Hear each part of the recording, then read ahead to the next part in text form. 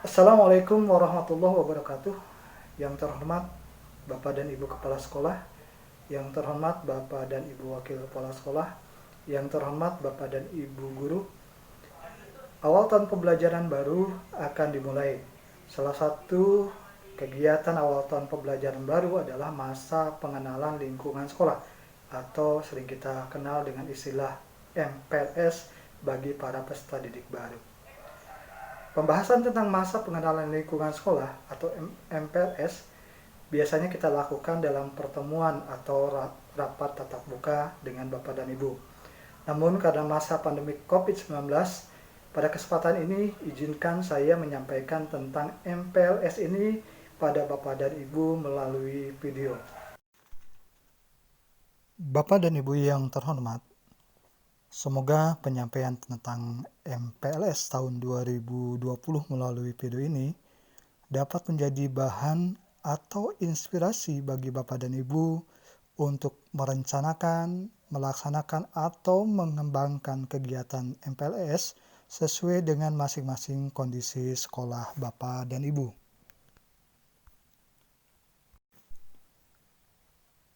MPLS setiap awal tahun pembelajaran bagi para peserta didik baru dilaksanakan untuk mempersiapkan para peserta didik mampu beradaptasi dengan lingkungan sekolahnya yang baru. Kegiatan ini dilakukan pula untuk mendukung agar para peserta didik lebih siap melaksanakan proses pembelajaran untuk mencapai tujuan pendidikan. Kegiatan MPLS dilaksanakan untuk memperkenalkan program sekolah, sarana dan prasarana sekolah, cara belajar, pengembangan diri peserta didik, pembinaan awal, kultur dan budaya sekolah bagi para peserta didik baru tersebut. Bapak dan Ibu yang terhormat, persoalannya adalah kegiatan MPLS tahun ini dihadapkan pada masa pandemi COVID-19. Tentu saja kondisinya akan berbeda dengan kegiatan MPLS pada tahun-tahun sebelumnya yang berada pada kondisi normal.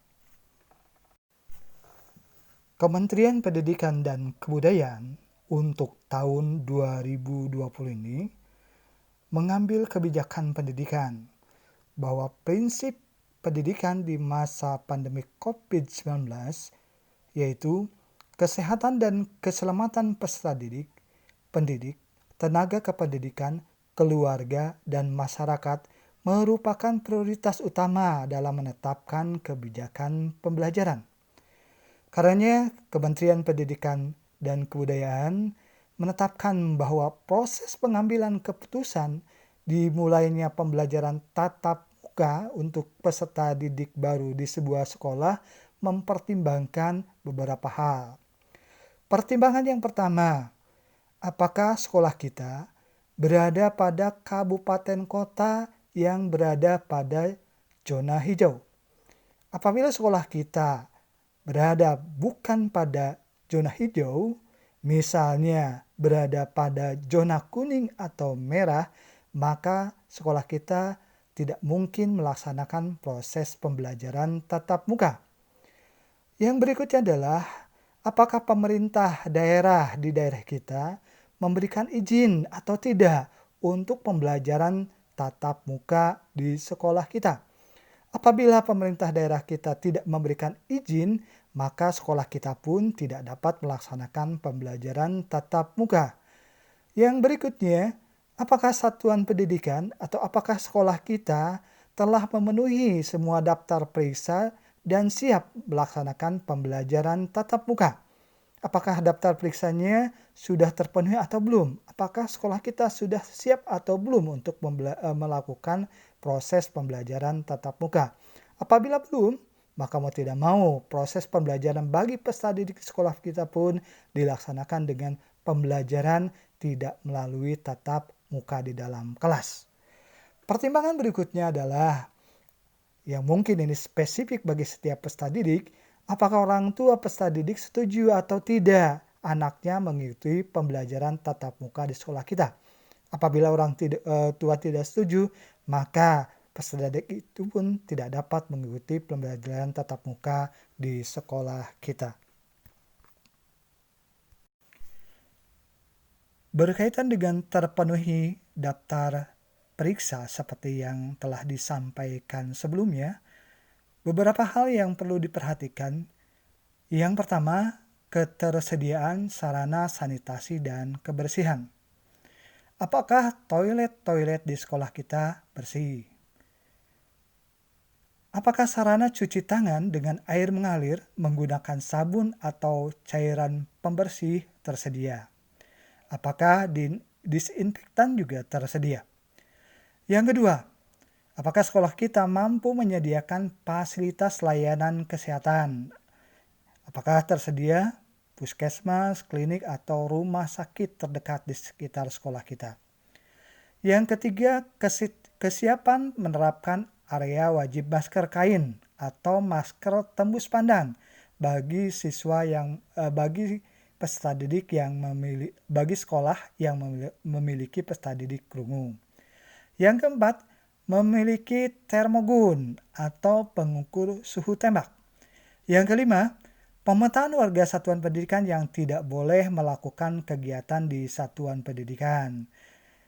Meliputi kita memiliki data atau hasil pemetaan kondisi medis penyerta atau comorbidity yang tidak terkontrol dari para peserta didik kita.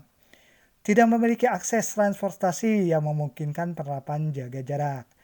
Memiliki riwayat perjalanan dari zona kuning, orange, merah atau riwayat kontak dengan orang terkonfirmasi positif COVID-19 dan belum menyelesaikan isolasi mandiri selama 14 hari.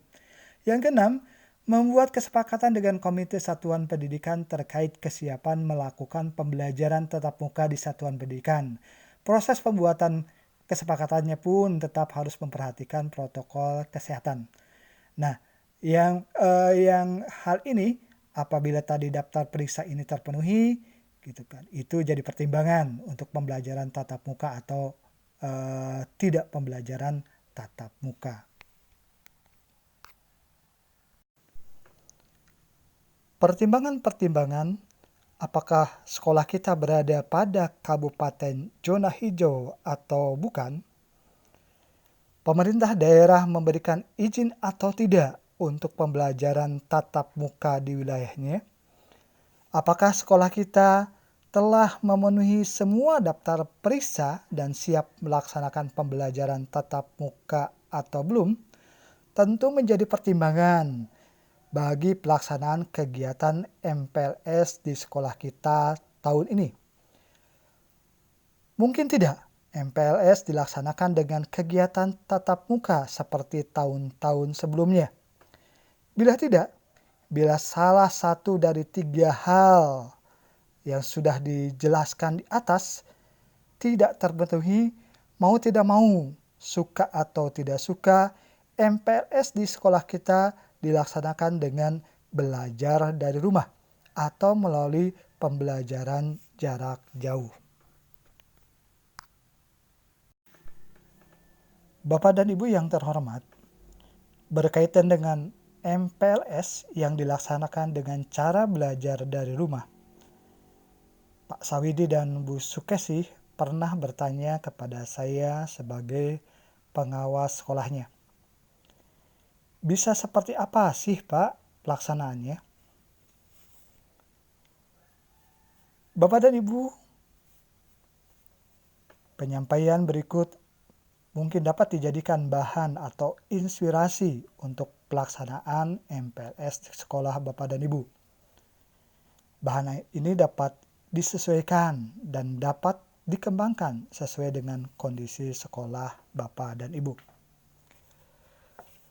Untuk pelaksanaan MPLS di masa COVID-19 ini, hal pertama yang harus diperhatikan adalah prinsip pelaksanaannya. Prinsipnya, MPLS dilaksanakan dengan prinsip kesehatan dan keselamatan peserta didik pendidik, tenaga kependidikan, keluarga, dan masyarakat merupakan prioritas utama dalam pelaksanaan masa pengenalan lingkungan sekolah. Masa pengenalan lingkungan sekolah dilaksanakan dengan menyenangkan dan tidak menjadi beban bagi para peserta didik.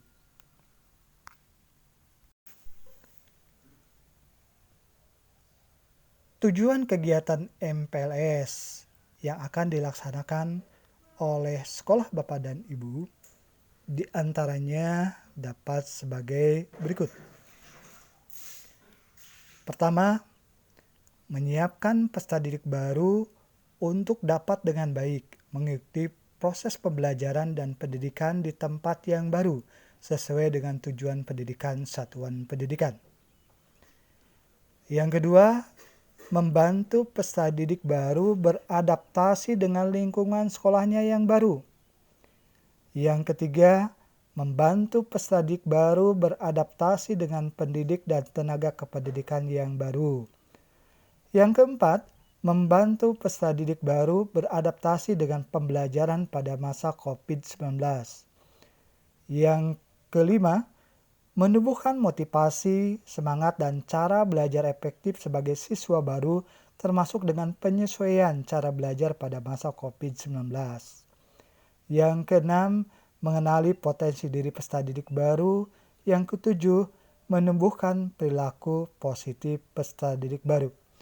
Tujuan ini dapat disesuaikan dengan kondisi sekolah Bapak dan Ibu, dapat pula dikembangkan sesuai dengan kondisi sekolah Bapak dan Ibu. Berikutnya tentang waktu pelaksanaan MPLS. Waktu pelaksanaan pengenalan lingkungan sekolah dilaksanakan selama 3 hari pada awal tahun pembelajaran. Jadi pelaksanaan MPLS ini Bapak dan Ibu maksimal dilaksanakan selama 3 hari. Dan bila tahun pembelajaran kita dimulai pada tanggal 13 Juli 2020, maka MPLS di sekolah kita dapat dilaksanakan dari tanggal 13 sampai dengan 15 Juli 2020. Untuk tempat pelaksanaan MPLS, karena MPLS ini dilaksanakan dengan cara belajar dari rumah, maka aktivitas MPLS dilaksanakan oleh para peserta didik di masing-masing tempat tinggalnya atau di masing-masing rumahnya. Tidak ada aktivitas kumpul-kumpul, tidak ada aktivitas pertemuan dengan cara tatap muka langsung.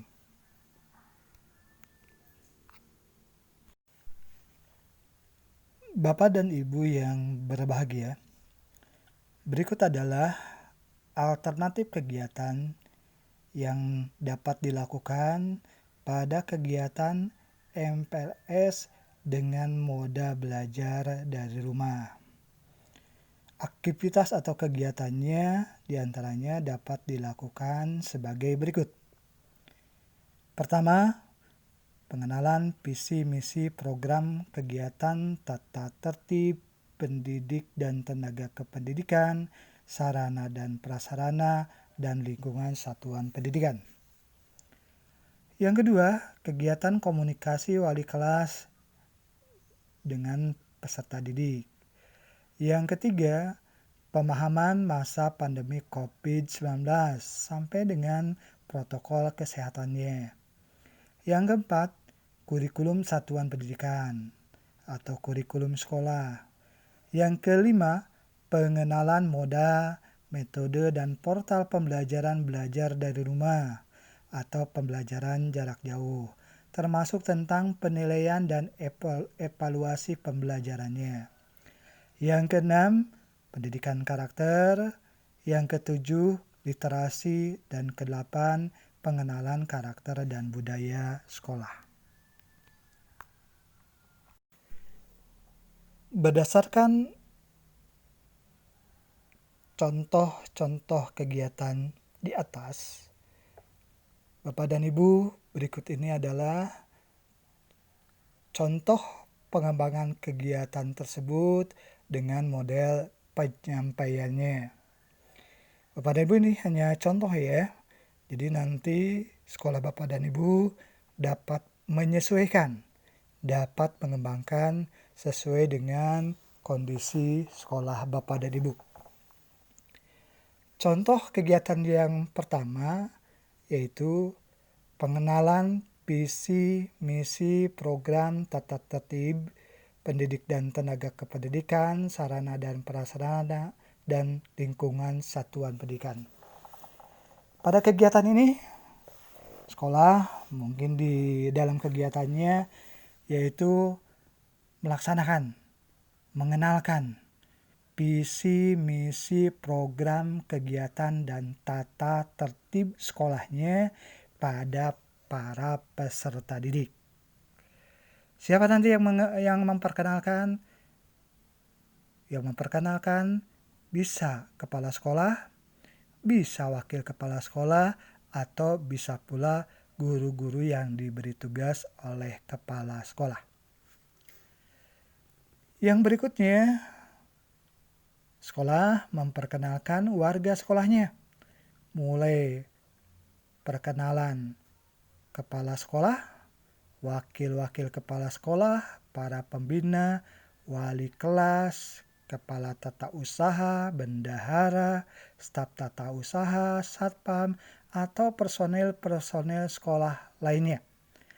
Pada perkenalan ini selain memperkenalkan orangnya, juga memperkenalkan fungsi dan tugasnya. Nah, salah satu personil yang dikenalkan adalah wali kelas.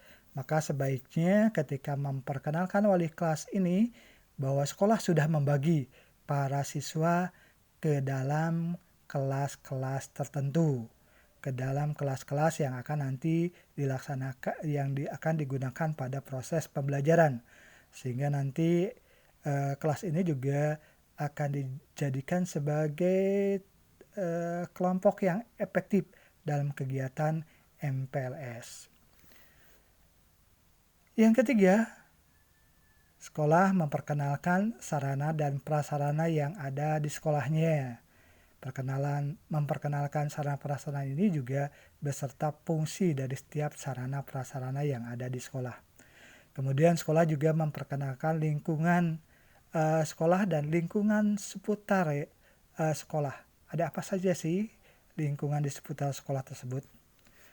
Nah, kegiatan yang pertama ini bisa dilakukan penyampaiannya oleh sekolah, bisa melalui tayangan video yang sudah disiapkan oleh sekolah sebelumnya. Artinya, sebelum pelaksanaan MPLS, sekolah sudah membuat video tentang penyampaian visi misi program sekolah, kemudian isinya tadi perkenalan warga sekolah, kemudian memperkenalkan tentang sarana dan prasarana sekolah, lingkungan sekolah dan seputarnya, itu sudah dibuat sebelumnya. Sehingga nanti pada kegiatannya siswa tinggal melihat video yang sudah disiapkan oleh sekolah di rumahnya masing-masing. Dan mungkin ada sedikit penugasan untuk mengukur pemahaman siswa tentang kegiatan ini. Dan sebaiknya video yang dibuat adalah video yang menarik dan menyenangkan untuk para siswa. Tayangannya bagus mungkin, gambarnya indah-indah dan semacamnya, sehingga membuat siswa menarik.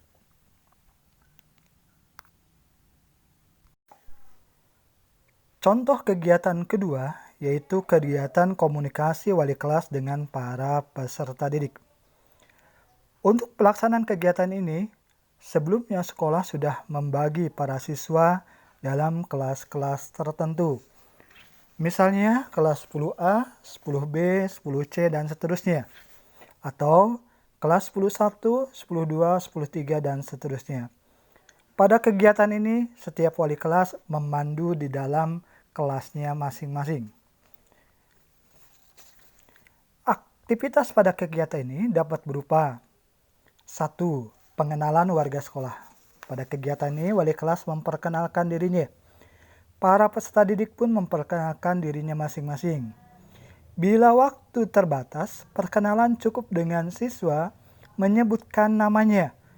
Guru dan siswa lainnya mengingat wajah siswa yang menyebutkan namanya dalam tampilan video atau video conference.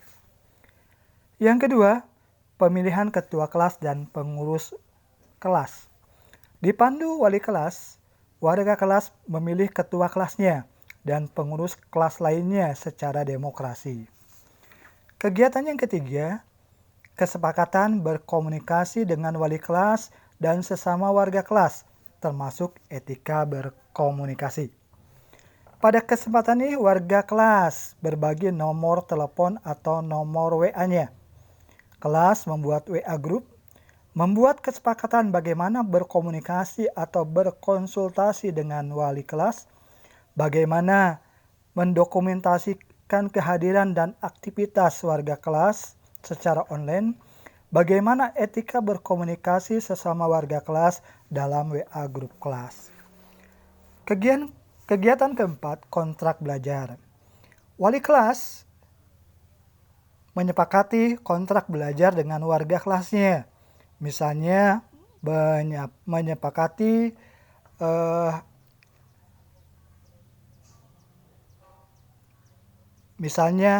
menyepakati tentang tata krama dan etika ketika pembelajaran dilakukan melalui online atau video conference.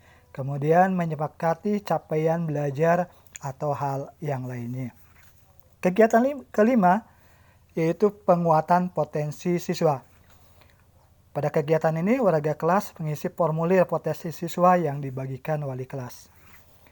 Kegiatan komunikasi wali kelas dengan peserta didik dapat dilakukan dengan kegiatan video conference masing-masing wali kelas dengan warga kelasnya. Contoh kegiatan ketiga yaitu pemahaman masa COVID-19 dan protokol kesehatannya.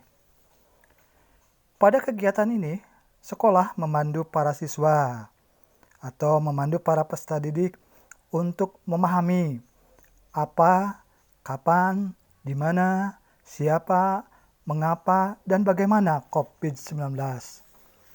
Sekolah memandu para siswa untuk memahami protokol-protokol kesehatan selama masa pandemi COVID-19.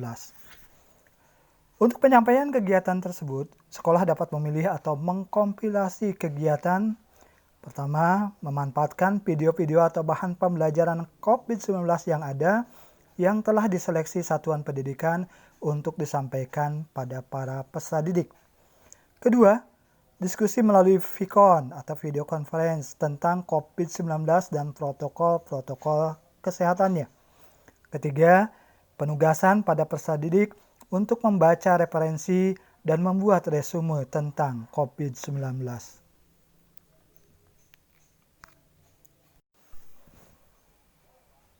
Contoh kegiatan keempat yaitu kurikulum satuan pendidikan. Pada kegiatan ini, sekolah memandu para peserta didik untuk memahami kurikulum yang akan dipelajarinya dengan penyesuaian pada masa COVID-19. Sekolah juga menyampaikan jadwal pembelajaran atau agenda pembelajaran yang akan diikuti para peserta didik. Model penyampaian pada kegiatan ini dapat dilakukan dengan cara sebelumnya bahan pembelajaran atau kajian sudah dibagikan pada para siswa melalui grup WA masing-masing kelas. Kegiatan dilanjutkan dengan diskusi melalui video conference, membahas tentang bahan-bahan yang sudah diterima, dibaca dan dipelajari para peserta didik. Pada kegiatan ini diharapkan akan muncul tentang kendala, kesulitan, masalah, saran atau masukan tentang keterlaksanaan dan ketercapaian atau ketidakterlaksanaan atau ketidaktercapaian kurikulum yang dipelajari. Pada kegiatan ini diharapkan akan muncul prediksi beban pembelajaran yang akan diterima para peserta didik.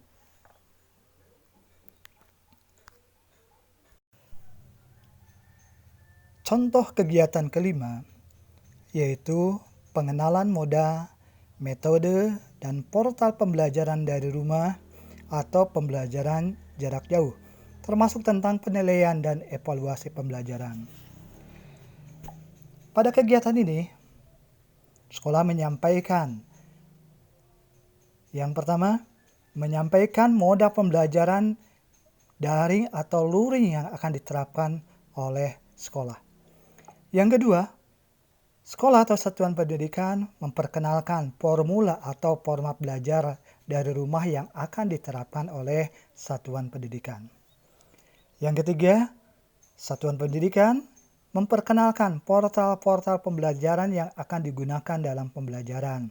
Misalnya, portal rumah belajar atau Sabah Banten. Yang keempat, sekolah juga mungkin memperkenalkan atau menyampaikan tentang media-media pendukung pembelajaran yang akan digunakan. Misalnya WhatsApp, video, buku elektronik, email, atau yang lainnya. Yang kelima, sekolah menyampaikan metode-metode pembelajaran yang akan digunakan. Misalnya video conference, diskusi online, penugasan online, atau yang lainnya.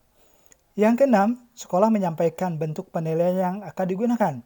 Misalnya portofolio, tes online, atau penugasan. Yang ketujuh, sekolah menyampaikan media yang akan digunakan dalam penilaian. Misalnya Google Form, quiz, atau WhatsApp. Nah, model penyampaian pada kegiatan ini dapat dilakukan oleh sekolah dengan menyampaikan melalui video yang sudah disiapkan atau melalui kegiatan video conference menggunakan Zoom Meeting atau Cisco Webex Meeting.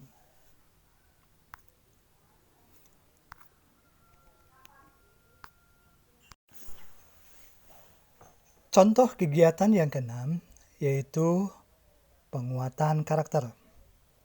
Pada kegiatan ini, satuan pendidikan melakukan atau membahas tentang penguatan karakter. Penguatan karakter religius, nasionalisme, integritas, kemandirian, dan gotong royong para peserta didik. Pada kegiatan ini juga dapat membahas atau memberikan penguatan tentang pembiasaan salam, senyum, sapa, sopan, dan santun. Pada kegiatan ini pula dapat dilakukan tentang pengenalan etika pergaulan antara peserta didik, dengan pendidik dan tenaga kependidikan, termasuk pada sikap simpati, empati, saling menghargai, dan sportif. Penyampaian yang dapat dilakukan pada kegiatan ini diantaranya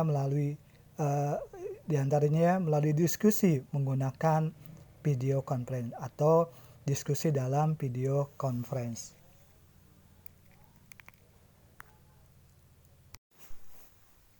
Contoh kegiatan ketujuh yaitu literasi. Pada kegiatan ini, sekolah memberikan penguatan atau menyampaikan tentang penguatan kegiatan literasi yang ada di sekolahnya yang ada di satuan pendidikan. Penyampaian yang bisa dilakukan yaitu dengan video conference atau dengan diskusi melalui video conference.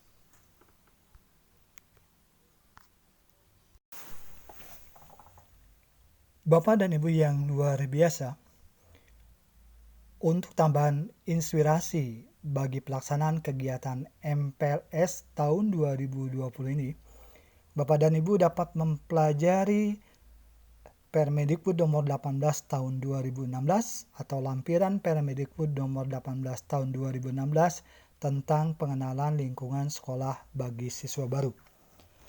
Dalam lampiran tersebut diantaranya termuat tentang kegiatan-kegiatan yang bisa dilakukan dalam kegiatan MPLS. Kegiatannya diperjelas dengan kegiatan wajib dan kegiatan pilihan. Kegiatan-kegiatan tersebut yaitu yang pertama, kegiatan mengenal potensi diri siswa baru. Kegiatan wajib pada kegiatan ini: 1. Pengisian formulir siswa baru. 2. Kegiatan pengenalan siswa. Kegiatan pilihannya: 1. Diskusi konseling. 2. Mengenalkan kegiatan ekstrakurikuler yang ada di sekolah. 3. Melibatkan siswa secara aktif dalam setiap diskusi. Kegiatan MPLS yang kedua, membantu siswa baru beradaptasi dengan lingkungan sekolah dan sekitarnya, antara lain terhadap aspek keamanan, fasilitas umum, dan sarana prasarana sekolah. Kegiatan wajibnya: 1. Kegiatan pengenalan warga sekolah. 2. Kegiatan pengenalan visi, misi, program kegiatan, cara belajar, dan tata tertib sekolah. Ketiga, kegiatan pengenalan fasilitas, sarana, dan prasarana sekolah dengan memegang prinsip persamaan hak seluruh siswa. Keempat, pengenalan stakeholder sekolah lainnya. Pilihan wajibnya pada kegiatan kedua ini: 1. Pengenalan tata cara dan etika makan, tata cara menggunakan fasilitas toilet, dan tata cara berpakaian atau bersepatu. 2. Mengajak siswa berkeliling ke seluruh area sekolah, sambil menjelaskan setiap fasilitas, sarana, dan prasarana yang terdapat di sekolah serta kegunaannya. 3. Menginformasikan fasilitas-fasilitas umum di sekitar sekolah. 4. Menginformasikan kewajiban pemeliharaan fasilitas dan sarana prasarana sekolah dan fasilitas-fasilitas umum. 5. Kegiatan simulasi penanggulangan bencana. 6. Menginformasikan daerah rawan di sekitar sekolah. 7. Kegiatan pengenalan pemanfaatan manfaat dan dampak teknologi informasi, termasuk sanksi yang diatur dalam peraturan undang-undang terkait. Kegiatan MPLS yang ketiga menumbuhkan motivasi, semangat, dan cara belajar efektif sebagai siswa baru. Kegiatan wajibnya: 1. Simulasi penyelesaian suatu masalah untuk menumbuhkan motivasi dan semangat belajar siswa. 2. Kegiatan pengenalan etika komunikasi, termasuk tata cara menyapa atau berbicara menggunakan bahasa Indonesia yang baik dan benar. Kegiatan pilihannya: 1. Pengenalan metode pembelajaran dalam bentuk quantum learning, speed reading, issue writing, mind mapping, super memory system. 2. Mendatangkan narasumber dari berbagai profesi untuk berbagai pengalaman. 3. Kegiatan pengenalan kewirausahaan. 4. Kegiatan pengenalan institusi pasangan pada sekolah kejuruan. Kegiatan MPLS yang keempat, mengembangkan interaksi positif antara siswa dan warga sekolah lainnya. Kegiatan wajibnya: 1. Pembiasaan salam, senyum, sopan, sapa, dan santun. 2. Pengenalan etika pergaulan antar siswa, serta antara siswa dengan guru dan tenaga kependidikan, termasuk kepada sikap, simpati, empati, dan saling menghargai serta sportif. Kegiatan pilihannya: yang 1. Kegiatan atraksi masing-masing kelas, antara lain perlombaan bidang kesenian dan olahraga. 2. Kegiatan yang menjalin keakraban antar siswa dengan warga sekolah, antara lain dengan permainan atau diskusi kelompok. Kegiatan MPLS yang kelima, menumbuhkan perilaku positif antara lain kejujuran, kemandirian, sikap saling menghargai, menghormati keanekaragaman dan persatuan, kedisiplinan, hidup bersih dan sehat, untuk mewujudkan siswa yang memiliki nilai integritas, etos kerja, dan semangat gotong royong pada diri siswa. Kegiatan wajibnya: 1. Kegiatan penanaman dan penumbuhan akhlak dan karakter. 2. Pengenalan budaya dan tata tertib sekolah. 3. Pemilihan tema kegiatan pengenalan lingkungan sekolah yang sesuai dengan nilai-nilai positif. Kegiatan pilihannya: 1. Beribadah keagamaan bersama, pengenalan pendidikan anti korupsi, cinta lingkungan hidup, dan cinta tanah air. 2. Kegiatan kebangsaan terhadap keanekaragaman dan kebinekaan, antara lain pengenalan suku dan agama, penggunaan pakaian adat di sekolah. 3. Kerja bakti membersihkan lingkungan dan pengenalan tata cara membuang sampah sesuai dengan jenis sampah. 4. Penggunaan sumber daya listrik, misalnya penggunaan sumber daya sekolah, misalnya air, listrik, telepon secara efisien. 5. Mengajarkan simulasi antri melalui baris sebelum masuk kelas dan pada saat bergantian memakai fasilitas sekolah. 6. Kegiatan pendidikan bahaya pornografi, narkotika, dan zat adiktif lainnya, antara lain bahaya merokok. 7. Kegiatan pengenalan dan keselamatan berlalu lintas. Bapak dan Ibu yang terhormat, tampilan tentang lampiran Permendikbud nomor 18 tahun 2016 ini disampaikan sebagai bahan inspirasi. Tentu saja pelaksanaannya harus disesuaikan dengan masa pandemi COVID-19.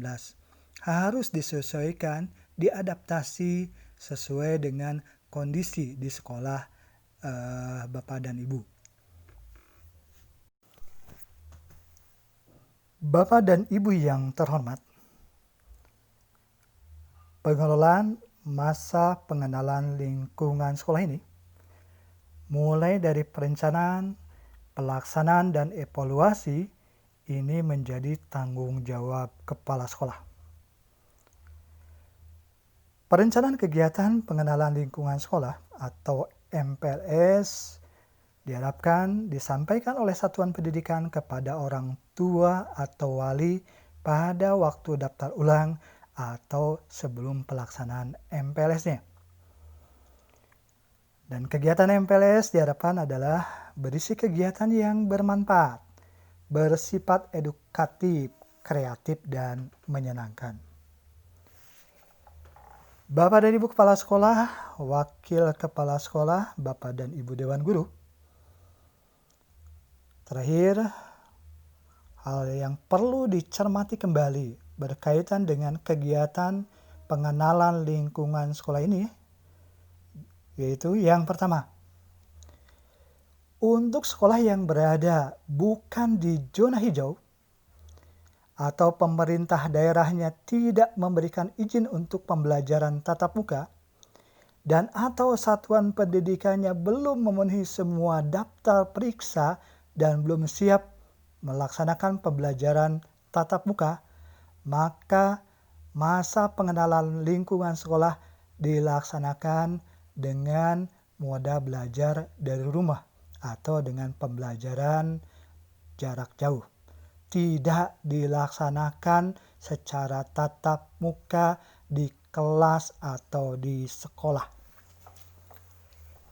Yang kedua, kesehatan dan keselamatan peserta didik, pendidik dan tenaga kependidikan, keluarga dan masyarakat merupakan prioritas utama dalam pelaksanaan masa pengenalan lingkungan sekolah. Yang ketiga, masa pengenalan lingkungan sekolah dilaksanakan dengan menyenangkan dan tidak menjadi beban bagi para peserta didik. Jadi MPLS ini diharapkan atau memang dilakukan dengan menyenangkan dan MPLS ini tidak menjadi beban bagi para peserta didik. Berikutnya, atau yang keempat, hal yang dipaparkan semoga dapat menjadi inspirasi dalam merencanakan dan melaksanakan masa pengenalan lingkungan sekolah sesuai dengan kondisi dan situasi masing-masing sekolah Bapak dan Ibu dan sesuai dengan kondisi masa pandemi COVID-19. Semoga satuan pendidikan mampu mengantarkan para peserta didik baru untuk beradaptasi dengan satuan pendidikan barunya, dengan sekolah yang baru dimasukinya. Semoga dengan kegiatan MPLS ini pula mampu mengantarkan para peserta didik untuk mengikuti proses pembelajaran dan pendidikan dengan baik pada masa pandemi COVID-19. Bapak dan Ibu yang terhormat, Bapak dan Ibu yang luar biasa, demikian hal-hal yang bisa disampaikan berkaitan dengan pertemuan kita tentang masa pengenalan lingkungan sekolah yang biasanya kita lakukan dengan tatap muka. Pada kesempatan ini disampaikan melalui video. Bapak dan Ibu, bila kemudian Ada regulasi atau peraturan baru yang muncul berkaitan dengan MPLS ini setelah video ini diupload. Diharapkan Bapak dan Ibu menyesuaikan dengan regulasi terbaru tersebut. Mohon maaf atas segala kekurangan dan kesalahannya. Semoga menjadi inspirasi, menjadi bagian dari pembinaan tugas pengawas untuk Bapak dan Ibu dapat melaksanakan masa pengenalan lingkungan sekolah ini dengan baik pada tahun 2020 atau pada masa pandemi COVID-19 ini. Demikian, terima kasih atas perhatiannya. Billahi taufiq wal hidayah. Wassalamualaikum warahmatullahi wabarakatuh.